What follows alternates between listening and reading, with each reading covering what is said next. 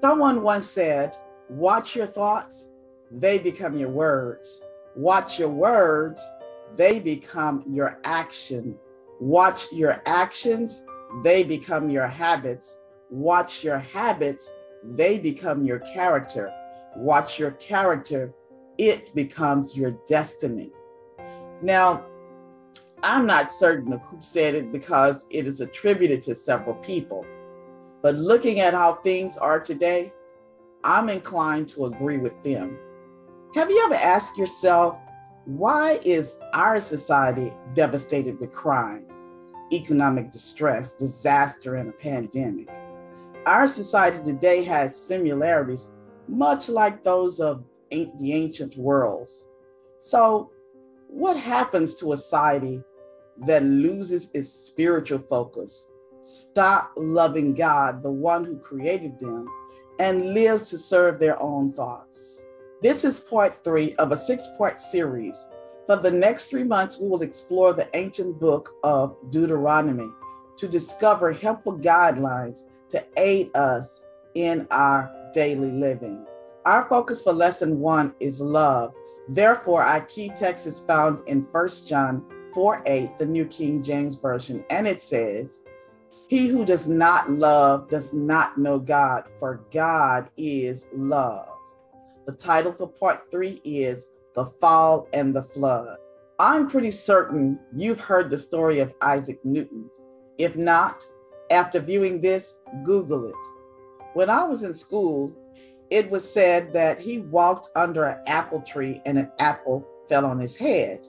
And just like that, Isaac Newton discovered gravity. But no one knows for sure whether or not an apple really fell on his head, and neither did he really discover gravity. Whether an apple fell on his head or not, the law of gravity existed before Newton. It just had not been acknowledged. So, what is the point about Isaac Newton? It was his power of reasoning. The main point was anyone who fell down always knew about gravity. But understanding that the same force that dropped the apple, that is gravity, also kept the moon in orbit around the earth and the earth in orbit around the sun was most important. That was important because for thousands of years, many people believed that the law that governed the heavens was different from the law that governed the earth. However, Newton showed that this belief was wrong. Newton's contribution was in the area of natural law. However, the same principle for natural law in which gravity holds the cosmos in order also holds true for the moral law. In other words, when the moral law is regarded in a society, then order is maintained. Furthermore, the same freedom, the freedom naturally arising from love that led to Lucifer's fall in heaven, also led to humanity's fall on earth. But what did happen? How did a perfect people in a perfect environment created by a perfect God fall if things were in perfect order? One culprit. We find out in Genesis 2:16 and 17 and Genesis 3:1 through 7. Genesis 2:16 and 17 says, "And the Lord God commanded the man, saying, Of every tree of the garden you may freely eat, but of the tree of the knowledge of good and evil you shall not eat. For in the day that you eat of it, you shall surely die." And then Genesis 3:1 through 7 says, "Now the serpent was more cunning than any beast of the field which the Lord God had made. And he said to the woman, Has God indeed said you shall not eat of every tree of the garden? And the woman said to the serpent, We may eat the fruit of the trees of the garden, but of the fruit of the tree which is in the midst of the garden, God has said, You shall not eat it, nor shall you touch it, lest you die.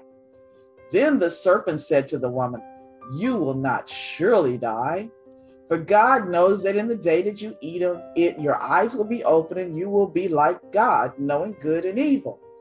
So when the woman saw that the tree was good for food, that it was pleasant to the eyes, and the tree desirable to make one wise, she took of its fruit and ate. She also gave to her husband with her, and he ate. Then the eyes of both of them were opened, and they knew they were naked, and they sewed fig leaves together and made themselves coverings. These passages reveal the powerful truth about the freedom found in love. Love does not force. Love allows one to think and to choose. Satan takes advantage of our freedom of thought and choice. Consequently, after the fall, things went from bad to worse, even to the point where the Lord said about humanity that every intent of the thoughts of his heart was only evil continually. Genesis 6:5. But it did not just stop at their thoughts. Their actions were bad as well. Their actions got so bad and things got so evil that God destroyed the entire world with the flood. In a sense, destroying the world with the flood was an act of love because God gave humanity a chance to start all over, a kind of second creation. However, the story of the Tower of Babel shows how humanity responds to their second chance. It's found in Genesis 11:1-9, which says, "Now the whole earth had one language and one speech. And it came to pass as they journeyed from the east that they found a plain in the land of Shinar, and they dwelt there. Then they said to one another, 'Come, let us make bricks and bake them thoroughly.' They had bricks for stones, and they had asphalt for mortar.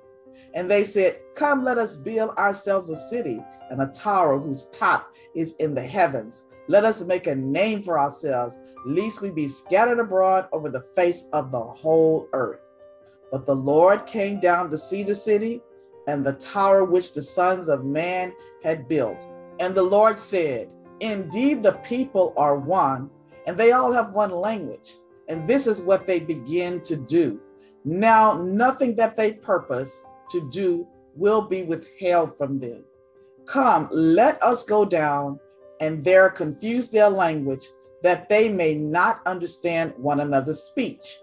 So the Lord scattered them abroad from there over the face of all the earth, and they ceased building the city. Therefore its name is called Babel, because there the Lord confused the language of all the earth, and from there the Lord scattered them abroad over the face of the earth." We can see from the story on the Tower of Babel, humanity still seemed intent on defying God. It is said that when the tower had been partially completed, a portion of it was occupied as a dwelling place for the builders.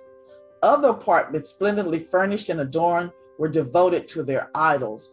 The people rejoiced in their success and praised the gods of silver and gold, and set themselves against the ruler of heaven and earth. That's found in Patriarchs and Prophets, page 119. Also, besides confusing their language, God scattered the fallen race across the face of the earth. The people of these ancient societies allowed their thoughts to be controlled by a force other than God. As people of today, there is a lesson to be learned. If our thoughts affect our actions, should we put our thoughts into the hands of the one who loves and created us? So, what happened after the people of Babel were scattered? That's a good question. The answer is found in the next lesson, part 4, the call of Abram. Check it out.